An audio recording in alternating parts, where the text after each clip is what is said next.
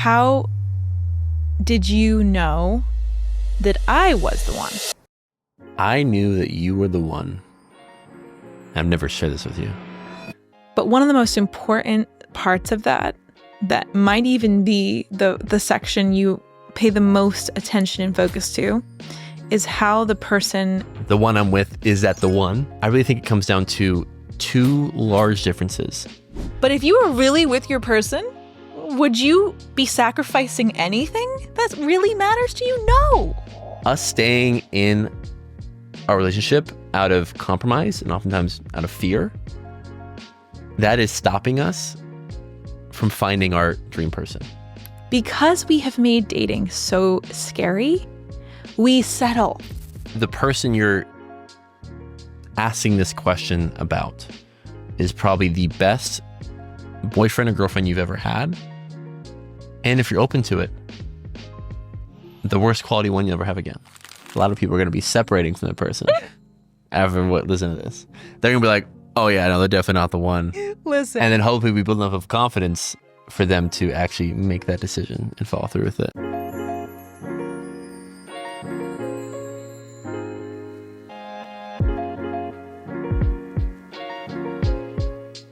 Welcome back to Listen Before Love. We are back again, my baby Lou. So glad to be here.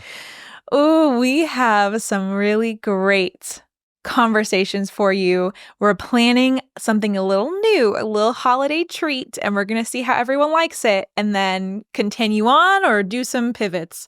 But we decided that we are going to take questions that we get asked all the time by people on the walks that I host or folks who just DM us or our paid clients. And we're going to turn those really, really good questions into episodes. So we don't know how long the conversation's going to go for, but that's part of the mystery and the intrigue. So our first conversation is going to be based around this question. How do I know if the person I'm with is the one? Boy, do I have a story for you. So it's funny that this has been on your awareness recently because the last walk we had, walk 125, last Saturday, I brought the question of that, the topic of, is the person I'm with the one? And how do we know if that's the case? And there were a lot of takers for that type of conversation. I had one in particular we would love to share with you. So, one girl there, I kind of felt as soon as I shared that question with the group that she just had her eyes locked on me. And I knew we were destined to cross paths during that 5-mile walk. And yeah, she came up to me about 2/3 of the way in and prompted that question. And I said, well, before I kind of share my thought process on it, I'd love to hear why this is important for you. And she began to kind of tell me her situation and that she was on and off with this guy for the past, I think, 2.5 years. And they were actually going to be meeting the next day to kind of talk about the future relationship. And this is someone who is very much in the city life, a community builder here in the city, and loves just meeting new people, very on the go. And she told me immediately that the guy that she's interested in, despite having great chemistry, despite feeling as if she can just talk to him about anything, and every time he's in the room, she just kind of lets go and kind of falls into his arms, and very kind, respectful, loving guy. There were some big lifestyle differences. He was very much of the mindset that in 10 years from now, I want to have a homestead where I'm off grid and, have a wife that cooks and takes care of the kids all day, as we're, an hour away from the next town, whatever it is. And she wants to live in the city and enjoys her life there. And so she saw a difference in lifestyle. She realized that their communication styles aren't the best when it comes to confrontations or just serious conversations. They just don't handle it well. They don't mix well the right way. But they had spent so much time together, and he's physically attractive, good family, and in her head she was like, should I just stay with this guy and maybe I'll begin to like the homesteading future, or he'll get more comfortable in the city, or we can maybe settle in the suburbs, whatever it is. So she just began to tell me the story. And for some reason, it felt right for me to prompt her with the question of, or at least create a imagery of the following. And that was, if you have a home, and right next to that home in a separate home, your neighbor is this current boyfriend. He's living there, he's doing his thing. But in your home, right outside your front door, there is a long line of men that have all the same attributes that you love in this man that you're currently with. They're attractive, they make great money, they're kind, you fall into their arms effortlessly. You guys have fun together. But this line of men also have none of the downsides that you mentioned about this other guy, where there's obviously a misalignment on how you want to spend your life 10 years from now, and not the best at having deep or hard conversations. The guys in this line aren't perfect men, but they're much better. They're much more aligned with your future. I said, so if this guy, your dream guy, is right outside your front door and a long line of them, would you, knowing that it's time for you to kind of step into, you telling me this, step into the next stage of your life of getting serious with someone, would you rather open that door to a new possibility? Or do you know with absolute certainty that you want to be with this guy, that you'd actually go through the back door and sneak into his back door and be with him? Would you open the front door to new opportunities of everything possible, your dream person being there, or be with the person you already know with all of the pros and cons that they have? And she quickly responded with, oh, I'd open the front door. And I think that's the response that most men and women would have. So what that means is the reason for them staying in a relationship that they're currently in is due to fear that if they were to close the chapter, close the book on this person they're with, that there won't be someone better waiting for them, that there won't be someone better down the road that they'll attract, whether it's immediately or a handful of years down the line. There is a fear that what I have now is the best I'll ever have. And if I don't stay with this guy, I'm going to end up single, lonely, and, have 4 cats in that house. So it really comes down to fear of, am I worth something better? Or are there other options that oftentimes weigh into our decision? Because if we're asking ourselves, is the one I'm with the one? Let me tell you something. They ain't the one. Bingo. They're not the one. Personal examples, I've thought that multiple times with multiple ex-girlfriends. I'm like, is this the one? And part of me is like, yeah, I could see it. Yeah, maybe.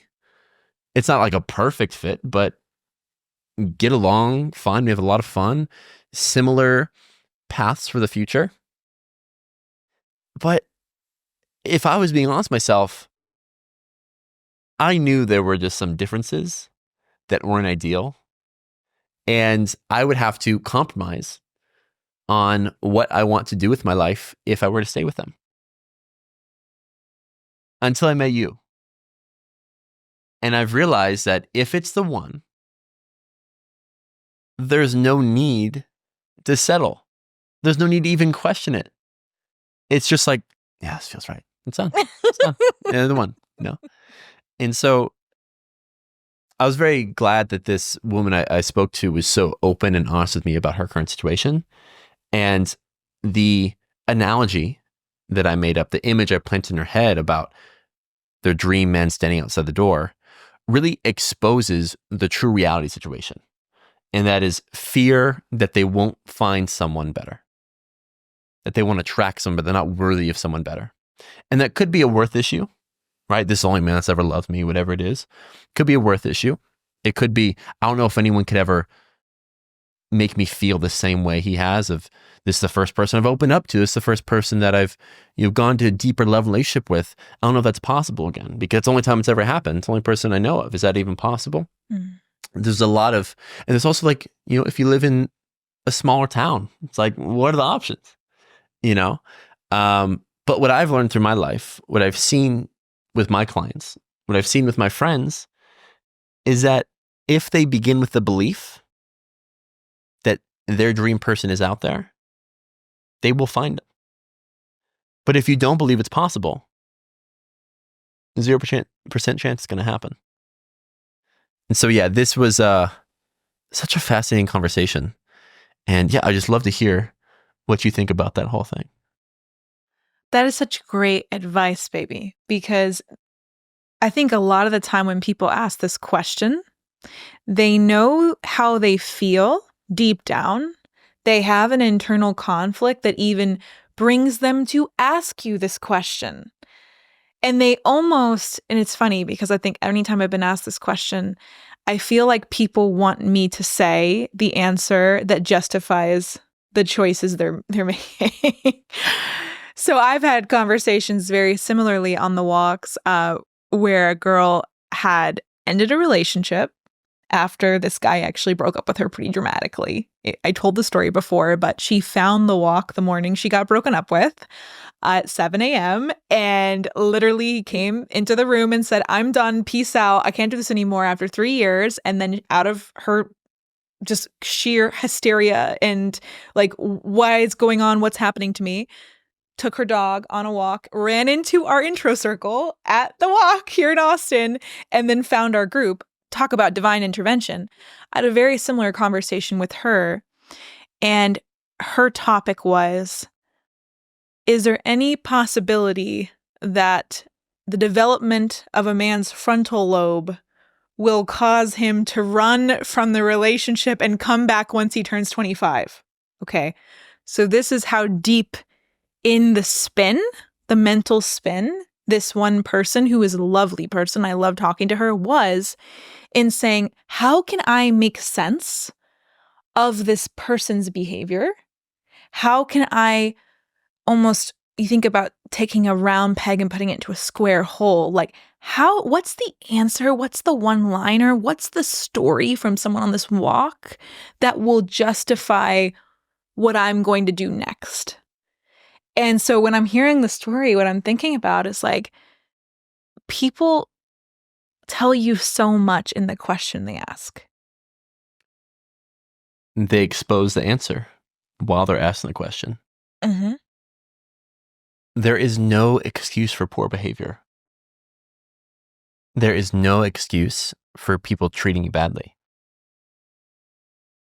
And yeah, I understand if you know them well, you understand their past, you understand how their mother and father and past ex-girlfriend, whatever was treated them, that it provides more context as to why they are the way they are. Mm-hmm. But that's no excuse for them to treat you poorly. And that's something that I know a lot of men struggle with, and in particular, a lot of women struggle with, because they've heard the stop story. They've heard the reasoning behind their shitty behavior. But just because you have reasoning and you try to validate it as an excuse doesn't mean it's acceptable. And you know the line. You understand the line.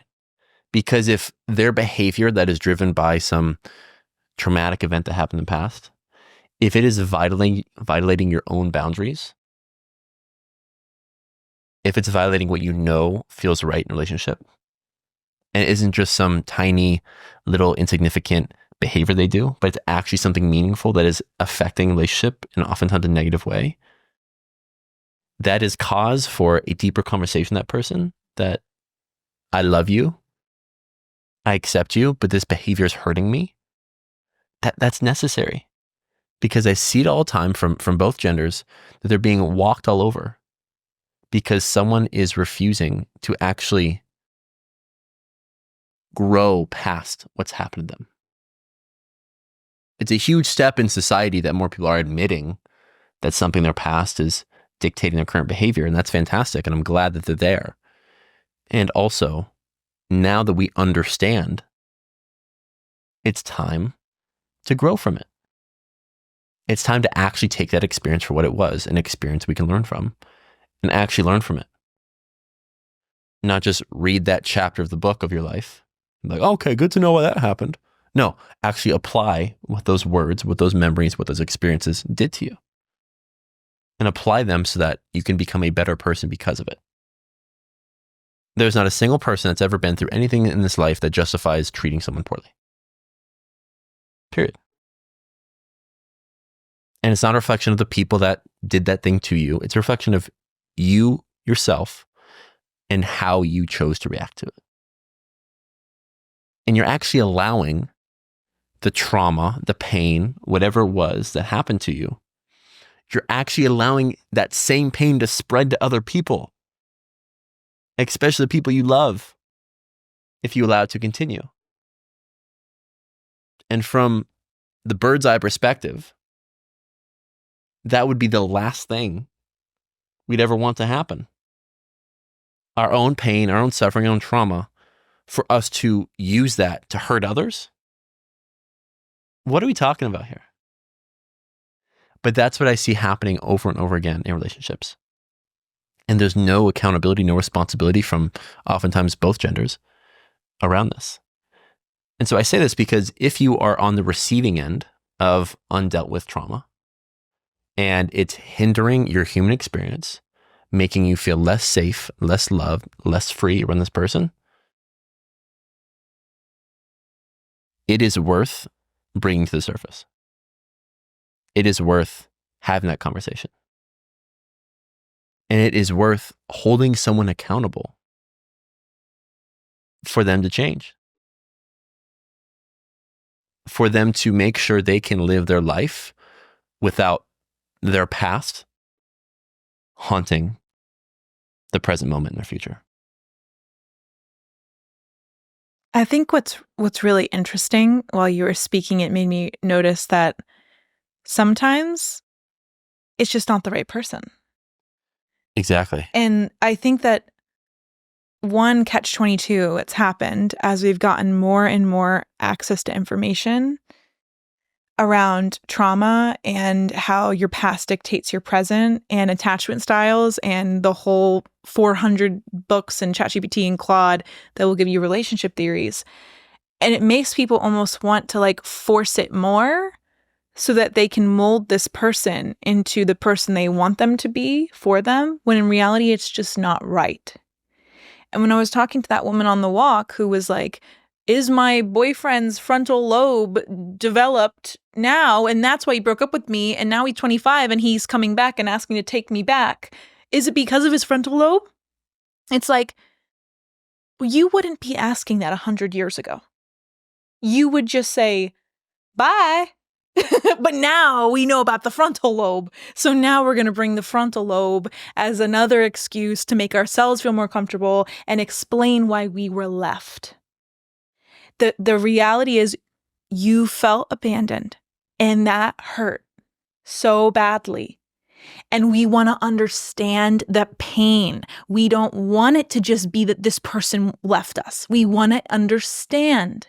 We want to put a research study on it. We want to collect all this information that explains the pain, the unbearable pain of being abandoned.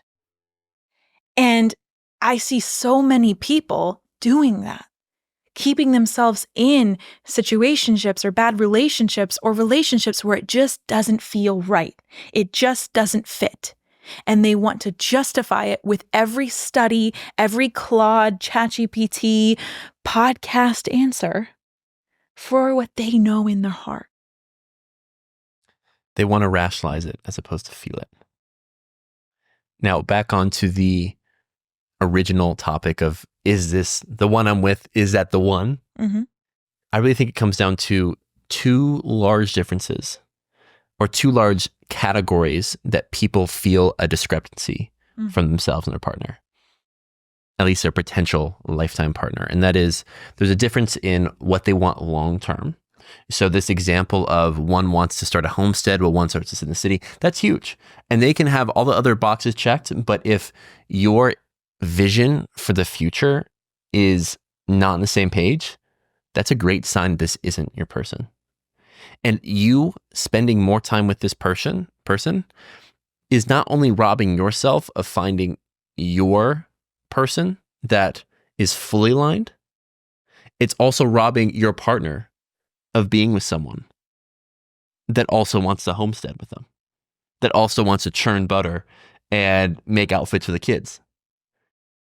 Us staying in our relationship out of compromise and oftentimes out of fear, that is stopping us from finding our dream person.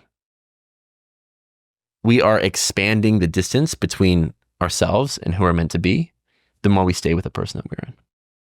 So back to what I was saying, there's a difference in vision for the future, and there's also a difference in behavior. This is back to the coping mechanism, the trauma thing, where oftentimes the person we're with has behavior that we know is not aligned with how we want to live our life. This could be very physical things to understand, like addictions. This could be how they communicate. This could be anything that you know in your heart when they begin to say it or begin to do it just is like, oh, that's really queasy. It doesn't, the kind of burns inside, doesn't feel right. That's another aspect that is really worth considering around, is this the person for me? If there's a lot of those behaviors that really rub you the wrong way, that's something to put a magnifying glass towards and see, why does this rub me the wrong way? And is this something that is a me thing? Is it a them thing? And if it truly is a them thing, then there's just too many cons on that cons list that are too big for the pros that are there. And if that's taking place, you got to boot. But I've realized that as you're saying all this is women and men know. They know. And oftentimes they know if the person they're with is the one. Oftentimes the first few minutes of meeting them. Definitely after months in a relationship. But oftentimes we know immediately. But we're trying to over-rationalize against a feeling that we know is the truth.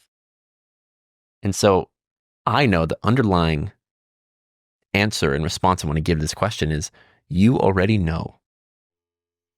And if you're asking these questions, you already know that it's a no. You know what I mean? That's so true. That's so true. Oh my gosh. And I just think, bringing it back to that visualization, if there was a long line of near perfect people and you knew that someone who had everything you wanted was in that line and you just had to find them, would you sneak into the back door of this person that you on or off and on and off? Or would you start dating knowing that the person that you really want to be with and you have to have no compromise with is waiting for you? And if the answer is, I'm going to go date and find that person, like that's, I think we forget this sometimes. That's what dating is. Like, okay, let's just actually back it up. I think dating for a lot of the women I speak with has become this big, scary thing. Dating doesn't have to be big, bad, and scary. Dating is simply going and casting a net, meeting a lot of people, having no expectations or attachment, in the bold, reclaimed desire of, I know this and trust that this will lead to my person. If that's what you want, if you want the love of your life, and you say, hello, I am dating. This is you to the universe, by the way, not to the person on the date, but that would be funny. Hello, universe. I'm ready for my person. I'm ready to find my wife. I'm ready to find my husband. And I'm going to go on dates with that in my cap, in the back of my mind. And I'm going to use my deepest desire as a compass in the dating experience. Then anyone you meet is just one step closer to finding that person. And then it becomes exciting. But instead, we've created this world where dating is this heavy job interview. Oh my gosh, if you're not the person, then you wasted my time. And if you don't text me back in 3 days, I'm going to lose it. Why did we get here? And why I'm sharing this is Because we have made dating so scary, we settle. Because we're actually afraid to go out on dates, meet people, and trust that we will find the person we're meant to be with. So then when we find someone who's 60% the way there, we stop and we say, okay, this is good enough, and cling on to them like a little koala. And then they're in the back of our head because we don't trust that 100% is out there. So we settle for the 60%. But 100% is out there. We just don't have the eyes to see it yet. Well, you have to have, that's where faith comes into the dating process. If you have no faith in your deepest desire, of course you're going to settle. Because that one person that's like almost it, but they're not, and you know that there's not a long-term vision fit that you were talking about, you're going to put all that to the side and be like, no, but I melt into his arms and I feel really comfortable on him. Okay, is he the only person on earth you feel that way around? Exactly. Just because he was the first doesn't mean he's the only. I also want to paint a clear picture that I learned myself is that if the person that you're contemplating this with in your head, you're like, this is the best I've ever had. Mm-hmm. I'm like, of course it is, because when you start dating them, you're at a new level of quality of man. And more than likely, ever since you started dating that man, you've also evolved. Yeah. You've gotten better in all aspects of life, just as we most do with age. And so now you've evolved to potentially be with someone that's at a higher level than he was. And so the person you're asking this question about is probably the best boyfriend or girlfriend you've ever had. And if you're open to it, the worst quality one you'll ever have again. Truly. Yeah. Because you've evolved as a person. And if you're asking this question, you're very open to making a compromise in life, more than likely. But who's to say that you aren't worth exactly what you desire, what you dream?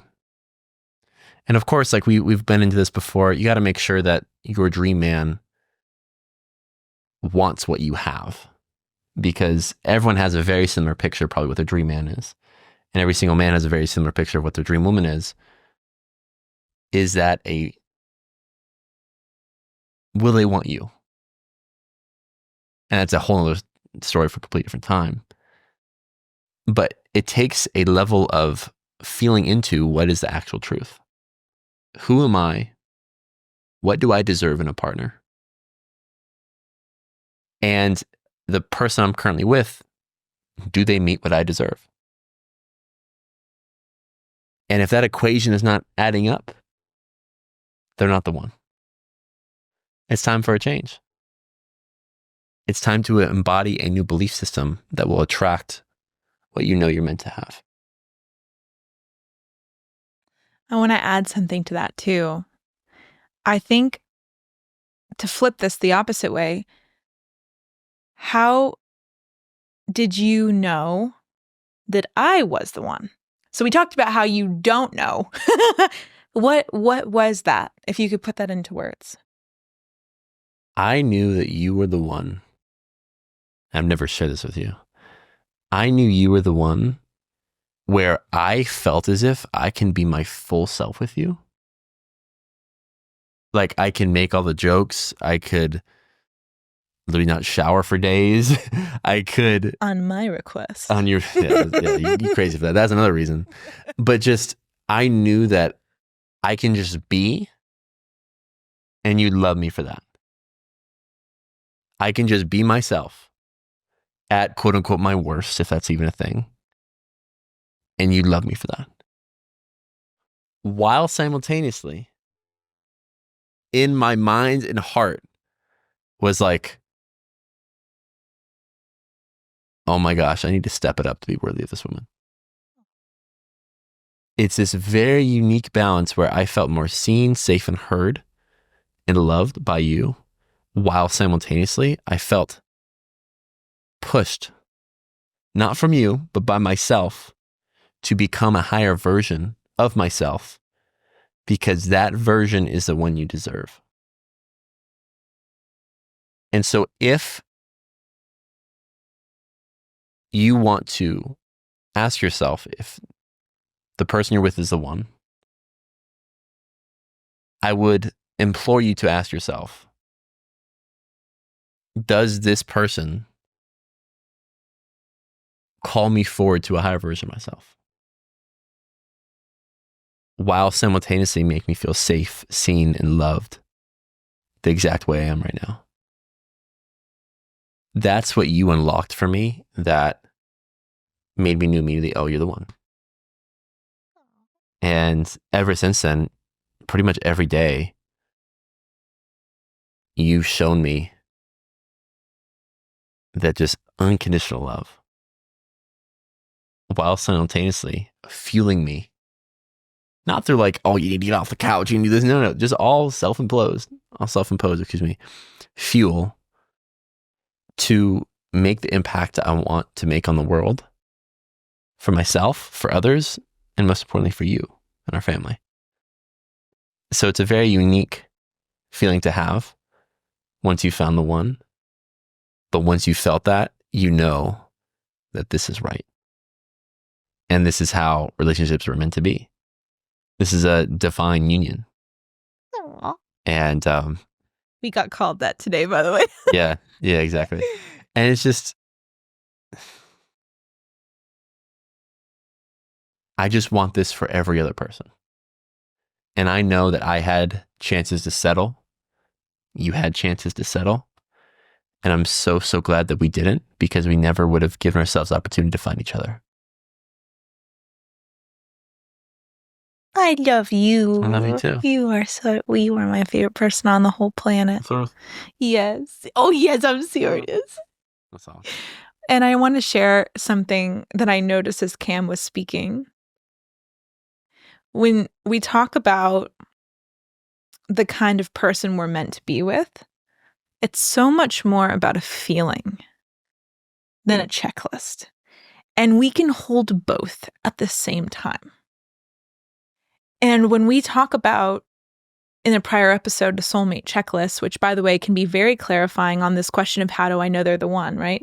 Because on the soulmate checklist, if you say, I want to live in the city and be a community builder, and the person you're with is, I want a homestead, we've got a massive hole here. So writing down your deepest desires, which are yours and yours alone. It's interesting, like when I was listening to you speak on would I want to homestead or when I want to be in the city? And I was like, I want exactly what we are right now, which is a mix of both. Yeah. I want I'm like, oh, we're living it. Yeah. Yay. That's exactly what I want too. I was like, wait, what do I want? And I was, oh my God, wait, it's not binary. Yay. And then I find someone who wants something very similar. And we talk all the time how we love the burbs. We love suburb life. We're like, oh my God, we're so close to the city. We can go to the walk and we can go into the forest. This is awesome. So anyway, I just share that because it's so funny how you and your desires are yours alone, and writing them out will be so clarifying of when you close your eyes and you imagine your life with your person 10 years from now, what do you see? What do you see?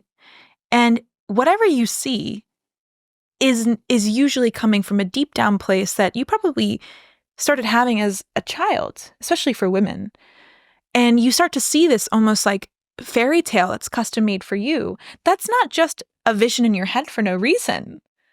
Like that was implanted in you, a divine download that you can either water the seeds or you can go in a completely different direction and not be fully happy. And that's where you see a lot of people settle, where they'll be like, well, I have this gaping hole in homestead versus city, and now one of us has got to go the incomplete different way than we actually want to go. That's what causes like a latent misery. Or a compromise means someone didn't get what they wanted. But if you were really with your person, would you be sacrificing anything that really matters to you? No. And we're wondering why the divorce rates are so high. Yes. It's because of this. It's because of this. We settled out of fear until it's unbearable. Yes. A short-term decision made in fear is a recipe for long-term regret. There's no ifs, ands, or buts about it. It's destined. Yes, regret is inevitable. if you compromise on a big life area. Exactly. Oh.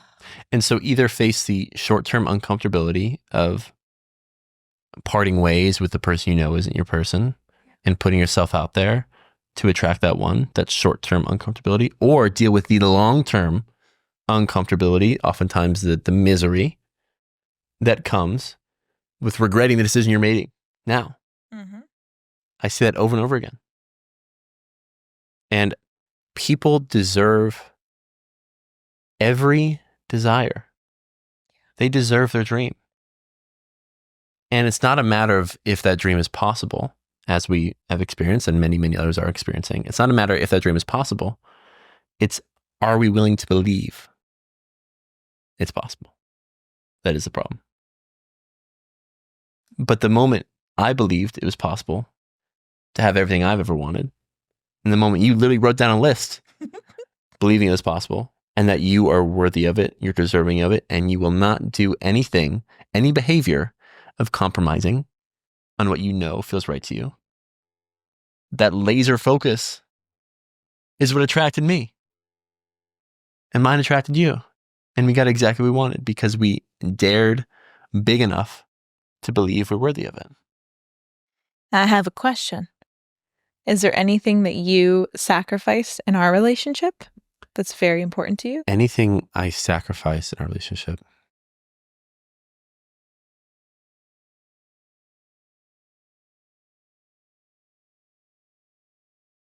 No, I don't think so.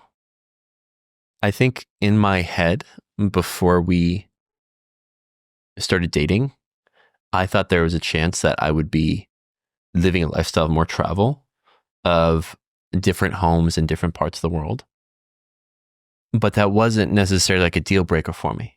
I'm like, that would be nice, whatever that is. And then after meeting you, and I'm like, all I want to do is just live here in Austin. I don't really want to travel anywhere, actually. I was actually doing that to just avoid the stuff that I know I really want to do.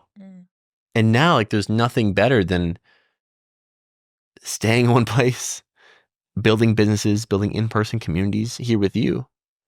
And so I think the ideas I had in the past, the moment I met you, just kind of all went out the window because I'm like, oh, those aren't really important. That's not actually what I really want.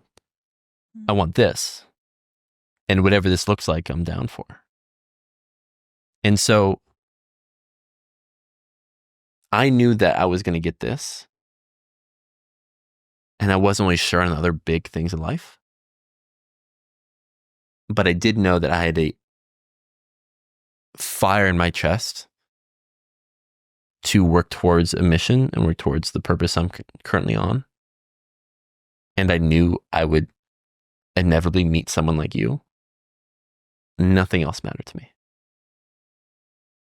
And now it seems like literally the perfect thing that could have happened. I tell my parents this all the time. Like, a year ago, if I were to spin the wheel of potential chances, potential scenarios that I'd be in a year later, this was the pinnacle. This was, if everything worked out perfectly, it's this reality, the one I'm living right now. And so to answer your question, no. I have everything I could ever want because I believed I was worth it. I was deserving of having it. And you acted like it. And I acted like it. You acted like you were ready for it. Yeah. Oh my goodness, That's all happened. baby, that is so amazing. And I think that I was sharing about the checklist because I recommend everyone write out the soulmate checklist. But one of the most important parts of that might even be the section you pay the most attention and focus to, is how the person makes you feel. Because you notice when I asked Cam, how'd you know I was the one? The first thing he said was, you made me feel safe, seen, and unconditionally loved. And these are words that, you know, are thrown around and used in different contexts, but you know that when you have that. It's presence. It's presence.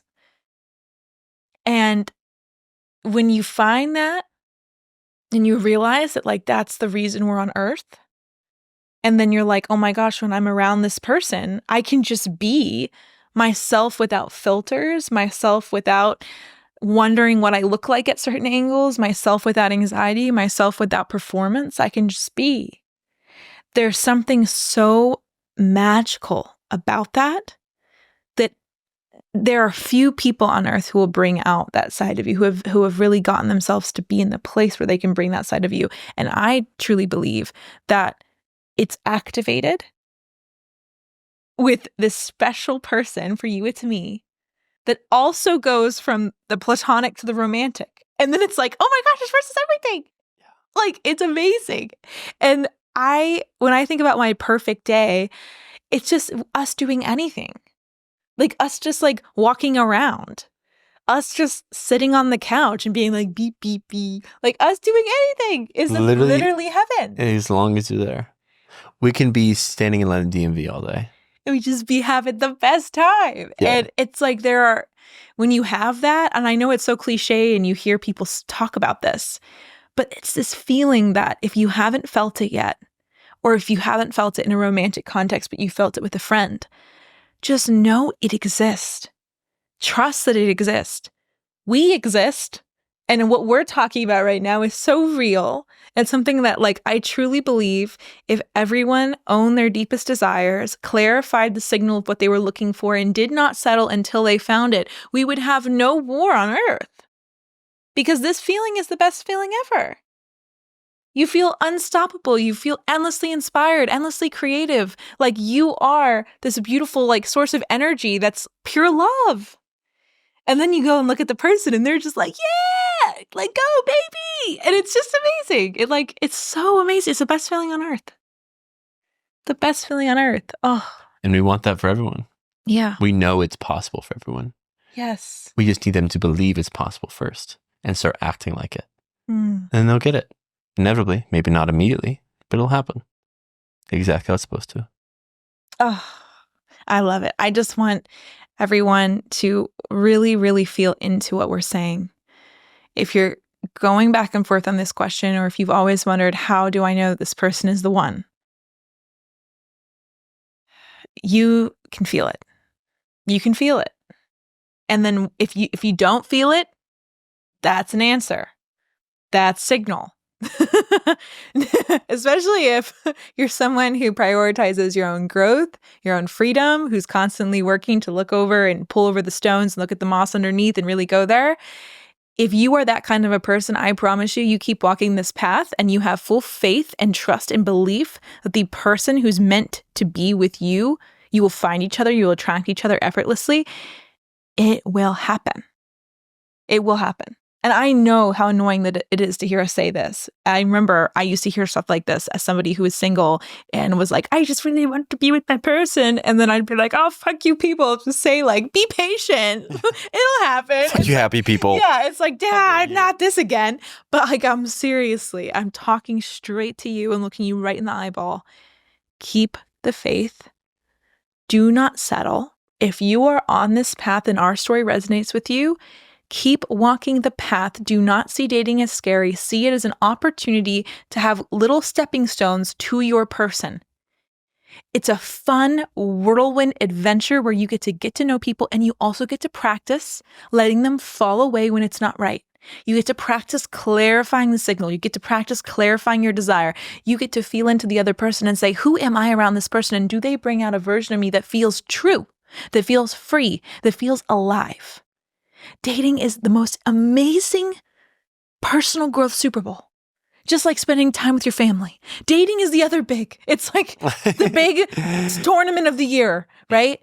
I love that you said stepping stone. Yes. Because every relationship I was in prior to meeting you taught me something. So necessary. Evolved me into the person I needed to become to be worthy of you. Mm-hmm. Truly.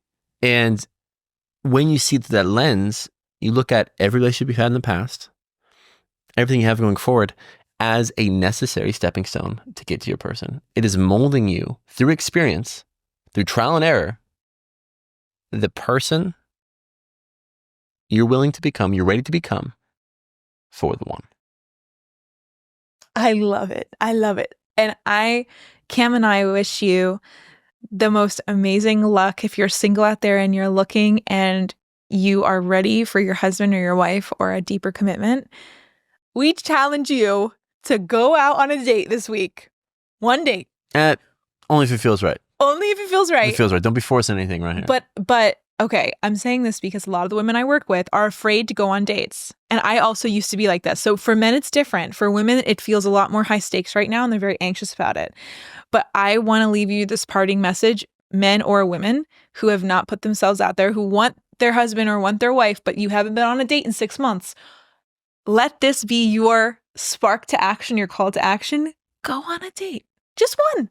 Just one. Just dip your little toe in the jacuzzi and see how it feels and approach it in a way that feels fun and feels like a stepping stone to the person that clarifies the signal. Everything we just said. Go and make it fun for you. And then I promise, like Cam, we talked about before, Cam made dating fun for him and he loved going on dates. He loved going on dates and he learned so much and he has connected with so many people and it didn't have to mean absolutely anything, but just getting to know someone and then saying, do I want to do it again? Did this feel good? No. And yeah or nah is perfect. Exactly. So if you take our challenge, let us know how it goes. We're just very excited. What if one person goes on a date because of this episode and is their person? I think so. To be honest with you, awesome. That would be awesome. Listen, I can guarantee one thing. A lot of people are going to be separating from the person after listen to this. They're going to be like, oh yeah, no, they're definitely not the one. Listen. And then hopefully we build enough of confidence for them to actually make that decision and follow through with it. So however you take this episode, we understand that it's perfect. It was exactly how it was meant to be. And we fully love you. We fully support you.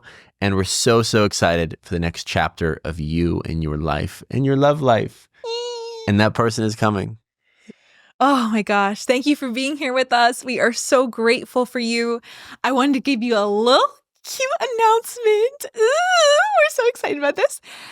So we decided, and by we, I mean me and my darling, because we do everything together, that it would be so epic to open up a cute little community for women who are looking to attract and keep the love of their life. It's called True Love Club, and it is going to be so freaking fun. It's going to feel like a group chat with the best vibes ever, hyping you up, sharing wins. You can share what you're wearing on dates and just feel so supported on this journey to love.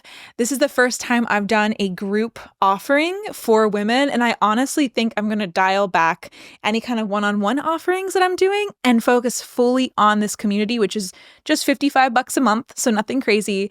I promise you, if you resonate with our stuff and you are a woman out there who's looking to attract and keep your love, come into this community and we will keep you as almost like an energy lifeline to positivity, hope, and faith that every day you go on is a stepping stone. Everything we talked about today, we will be your buddy system as you date to keep you in the best state of mind and feeling so positive about everything going on for you. So if it resonates, you know where to find us. Links below, baby. Also, big news. I'm going to do the exact same thing for men.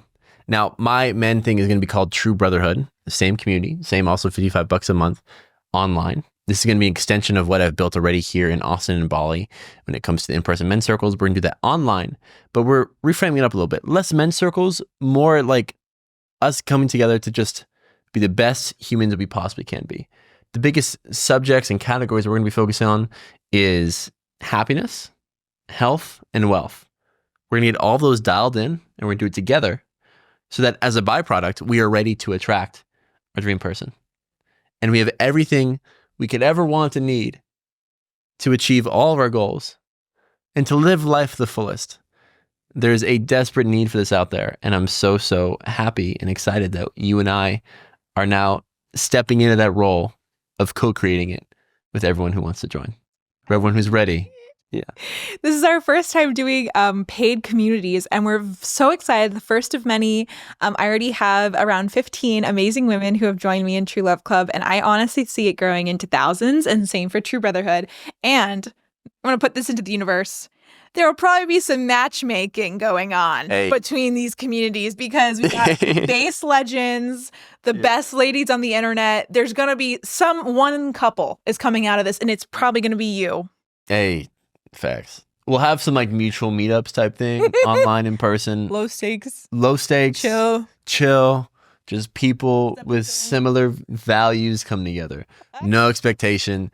That's not the goal for this community, but it's just a bonus. If it happens. So if it happens, we're not going to be mad at it. Exactly. That's what we're saying. If you from True Love Club and True Brotherhood find each other, or we build the situation to make that happen, and it works out, and you are each other's one, we'll have you on the podcast. Oh, that'd be so We would love to interview you. We'd love to hear everything about it. That would be awesome. Just put it out there.